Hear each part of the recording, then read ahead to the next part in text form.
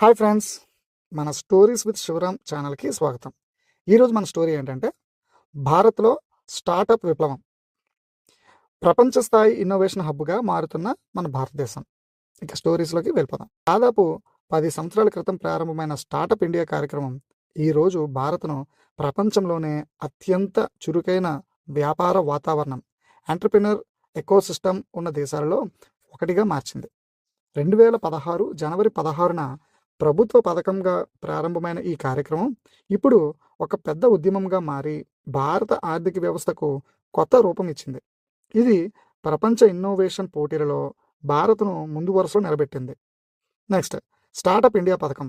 దీని యొక్క ముఖ్య లక్ష్యం. స్టార్టప్ ఇండియా పథకం ప్రధాన ఉద్దేశం కొత్త వ్యాపారాలను ప్రోత్సహించడం.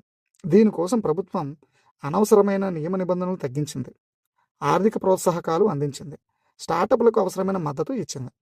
ఈ పథకం ద్వారా స్టార్టప్లు ఎదుర్కొనే ముఖ్య సమస్యలైన పన్నుల భారం, ప్రభుత్వ అనుమతుల ప్రక్రియ, పెట్టుబడుల లభ్యత వీటికి పరిష్కారం చూపింది.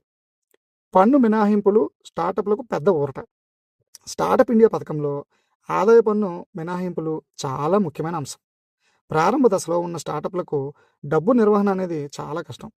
అలాంటి సమయంలో పన్నుల భారం తగ్గించడంతో వారు తమ సంపాదనను కొత్త ఉత్పత్తుల అభివృద్ధికి, నైపుణ్యం గల ఉద్యోగులు నియమించడానికి, వ్యాపారం విస్తరించడానికి ఉపయోగించుకోగలుగుతున్నారు. సులభమైన నిబంధనలు అంటే సింప్లిఫైడ్ కంప్లైన్సెస్. మునుపు భారతదేశంలో వ్యాపారం చేయాలంటే ఎన్నో కఠినమైన నిబంధనలు ఉండేవి. చిన్న స్టార్టప్లకు ఇవన్నీ పాటించడం కష్టంగా ఉండేది. స్టార్టప్ ఇండియా ద్వారా అనవసర పేపర్ వర్క్ తగ్గింది, రిపోర్ట్లు, రిజిస్ట్రేషన్లు సులభమయ్యాయి.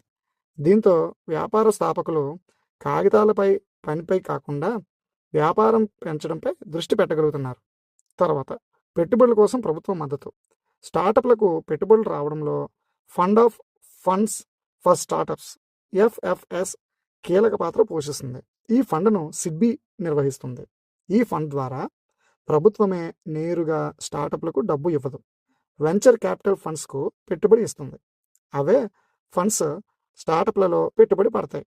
దీంతో ప్రైవేట్ పెట్టుబడిదారుల్లో కూడా నమ్మకం పెరిగి స్టార్టప్లకు మరింత పెట్టుబడి లభిస్తుంది. సంఖ్యల్లో చూస్తే స్టార్టప్ విజయగాథ. ఈ పథకం ఫలితాలు అద్భుతంగా ఉన్నాయి. ప్రస్తుతం భారత్లో 2 లక్షలకు పైగా ప్రభుత్వ గుర్తింపు పొందిన స్టార్టప్లు ఉన్నాయి. టెక్నాలజీ, హెల్త్ కేర్, వ్యవసాయం, ఫిన్టెక్, విద్య వంటి అనేక రంగాల్లో ఇవి పనిచేస్తున్నాయి. ప్రపంచ స్థాయిలో స్టార్టప్ పెట్టుబడిలో భారత్ 3వ స్థానంలో ఉంది. అమెరికా, యూకే తర్వాత భారత్దే. 2025 మొదటి 9 నెలల్లోనే భారత్ స్టార్టప్లు $7.7 బిలియన్ పెట్టుబడులు సమీకరించాయి. ఇక యూనికార్న్ స్టార్టప్లు దాని యొక్క గర్వకారణం.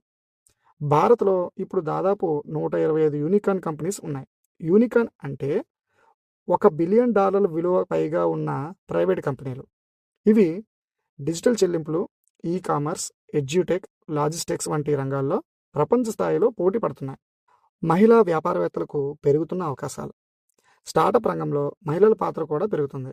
73,000కు పైగా స్టార్టప్లలో మహిళా డైరెక్టర్లు ఉన్నారు. ఇది లింగ సమానత్వం దిశగా ఒక మంచి అడుగు.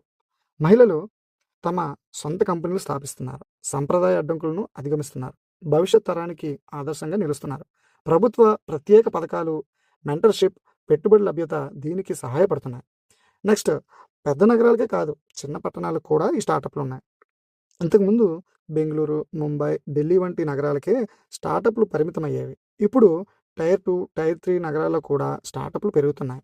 దీంతో స్థానిక సమస్యలకు స్థానిక పరిష్కారాలు, ఉద్యోగ అవకాశాలు, ఆర్థిక అభివృద్ధి చిన్న పట్టణాలకు కూడా చేరుతుంది. ఇక ఈ స్టార్టప్లలో ఎదురవుతున్న సమస్యలు, సవాళ్ళు ఇప్పుడు చూద్దాం. ఇన్ని విజయాల మధ్య కొన్ని సమస్యలు ఇంకా ఉన్నాయి. పెద్ద స్థాయిలో పెట్టుబడులు దొరకడం కష్టంగా మారింది. అంతర్జాతీయ మార్కెట్లలో వెళ్ళడం సవాలు, లాభాలు సాధించడం కష్టం అవుతుంది. ఇంటర్నెట్, లాజిస్టిక్స్ వంటి మౌలిక సదుపాయాల లోపాలు కూడా ఉన్నాయి. నైపుణ్యం గల ఉద్యోగుల కొరత కూడా వేధిస్తుంది. ఇక తర్వాత పాయింట్కి వస్తే ఇన్నోవేషన్ భవిష్యత్తు. వాణిజ్య మంత్రి పీయూష్ గోయల్ గారు చెప్పినట్లుగా ఇన్నోవేషన్ భావనే భారత్ను ముందుకు నడిపిస్తుంది. యువ జనాభా, డిజిటల్ వృద్ధి, వ్యాపారానికి అనుకూల వాతావరణం ఇవి భారత్కు బలంగా ఉన్నాయి. స్టార్టప్ ఇండియా అనేది కేవలం వ్యాపారాలకు సహాయం చేసే పథకం మాత్రమే కాదు. ఇది ఉద్యోగ సృష్టికి, ఆర్థిక వృద్ధికి, దేశ భవిష్యత్తుకు బలమైన పునాది. ఇక ముగింపుకు వస్తే కొన్ని సంవత్సరాల్లోనే భారత్ ప్రపంచంలోనే 3వ అతిపెద్ద స్టార్టప్ దేశంగా మారడం గొప్ప సాధనం. ఇప్పుడు ప్రశ్న ఏంటంటే భారత్ ఎంత దూరం వెళ్ళగలదు? సరైన విధానాలు, మద్దతు కొనసాగితే భారత్ ప్రపంచ ఇన్నోవేషన్ నాయకుడిగా మారడం ఖాయం. అలాగే భారత్ మరెన్నో విజయాలు సాధించాలని మనస్ఫూర్తిగా కోరుకుంటూ ఇటువంటి మరెన్నో ఇంట్రెస్టింగ్ విషయాలతో మరల కలుద్దాం. Thank you.